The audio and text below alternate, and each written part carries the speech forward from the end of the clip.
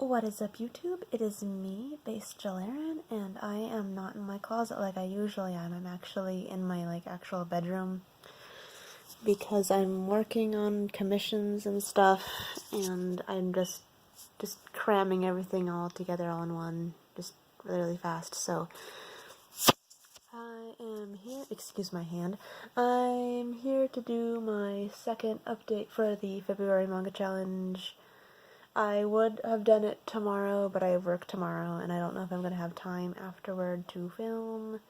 So I'm just going to go ahead and do the update now. And then get right on back to fucking work, because I have so much shit I need to draw. It's tiresome, but anyway. Let's just get on with the update for the February Manga Challenge. And for the first day, I read, it was a complete series. It was a 3-volume series that I recently bought from Second and Charles, which I got because it it fitted my husband's aesthetics. It seemed like the style of manga that he would like, so I decided to buy it, and I read it, and that would be, it's called Sword of the Dark Ones. In Japan, it was called Ragnarok, but I'm pretty sure there's like a bunch of other series that were called Ragnarok here in the States, and that's why they had to change the name to Sword of the Dark Ones. It's volume 1, volume 2, and volume 3. I had a lot of trouble with this series in particular because it's based off of a pre-existing novel, but it's not an adaptation of the novel. It's like a continuation of this novel I've never fucking read ever in my life, and it's really, really obvious that it's a continuation of a pre-existing story because they keep on bringing up like other stuff that happened in the series that obviously don't happen in the manga. And I think by volume 3 I was actually passing out because it's this rare kind of confusion one has when you're reading something that you have like no idea what the context is, and it was just a slog to get through. And I looked into it to see if CMX had possibly, I don't know, published the novel. I don't think they ever did. So they just published this shit out of context, which is fucking great. Thanks, CMX. Thanks. I'm glad. So glad. But yeah, I got it because it looked like something my husband would like, and it's boring as fuck. I think the highlight of the entire manga was there were 2 shots of the main character's penis in one page, and that was probably like the highlight of this entire manga. So next, which was the 9th, which is a Friday.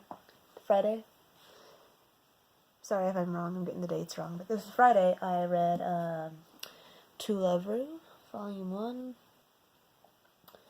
Standard, just, shonen harem manga. It's building up to be, it seems. Nothing too groundbreaking to Love Ru, but it's nice. I mean, I'm certainly not, put off by it anyway, so I'm glad that I picked it up. And to finish off, because that was 2 volumes, so for the 3rd volume I read a new pickup, which I'm planning on doing a video on, so I'm not going to go into too many details about it. And that is Goldfish, which is a new publication by Tokyo Pop. And it is, well, suffice to say, until I make a video about it specifically, it's a pretty good manga, and you should definitely at least look into it. If not, buy it. It's pretty good. I liked it. And then on Saturday, I read Mobile Suit Gundam Endless Waltz, Glory of the Losers, Volume 1, Volume 2, and Volume 3. Now, personally, I've never actually watched Mobile Suit Gundam Wing.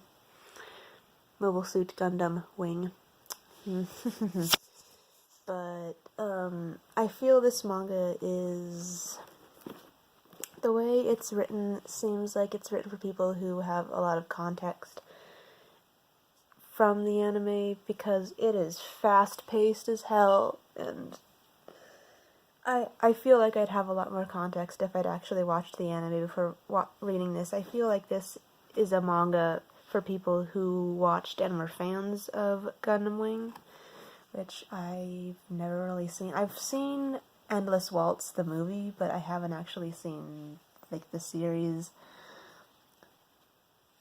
Maybe this will motivate me to track down Gundam Wing so I can get context into this shit, so. And then on Sunday, I finished up what I have from Mobile Suit Gundam Wing Endless Waltz Glory of the Losers. This is volume 4. And then to cap off, I read Wado Nohara and the Great Blue Sea, which I bought because of the cute, and I think I already figured this out because I flipped through it briefly before. It's a manga that appears to, like, come in between, like, this is a game. I don't know what kind of game it is, but it's based off a game, and I feel like this manga comes somewhere in between two parts of a game, because you're kind of dropped in the middle of the story and already, like, character relationships have already been established, and they all kind of know each other, and there's already, like, a pre-existing world, and just kind of backstory that you're only really kind of hinted at having been. You're not really, like, given a lot of, like, context into what the fuck is going on. Get this manga if you want to read something cute and are not very concerned with substance, or if you've played the games and know what the fuck is going on. I have not, but this is a pretty cute manga. It definitely fits my aesthetics when it comes to cute shit, so yeah, it's Wado Nohara. And then for Monday, I decided to just bang something out really fucking quick, so I read Magic Knight Rayearth, which is the omnibus containing the first 3 volumes of the series. I've read this before, so it was pretty easy to get through. I read the old Tokyo Pop versions before, so it was a nice refresher to read this republished, kind of redone in a way. Yeah, it's Magic Knight Rayearth. And then finally, today, which is Tuesday, the fuck I don't know, we have To Love Ru, volumes 3 and 4. It continues to be at least a mildly entertaining series. And another new pickup, which is going to be included in my Goldfish video, is Ocean of Secrets, which is a manga that Tokyo Pop published last year. And like I said, I can't go into much detail about this series because I'm planning on making a video, and I want to have as much content for that video as possible, so it's not fucking short as hell. But suffice to say that if you are somebody who reads manga solely for quality artwork,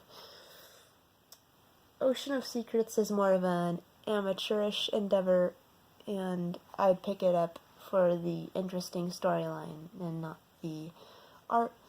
Not to say that it's horrible art, but it's definitely a debut work of a self-taught artist, so.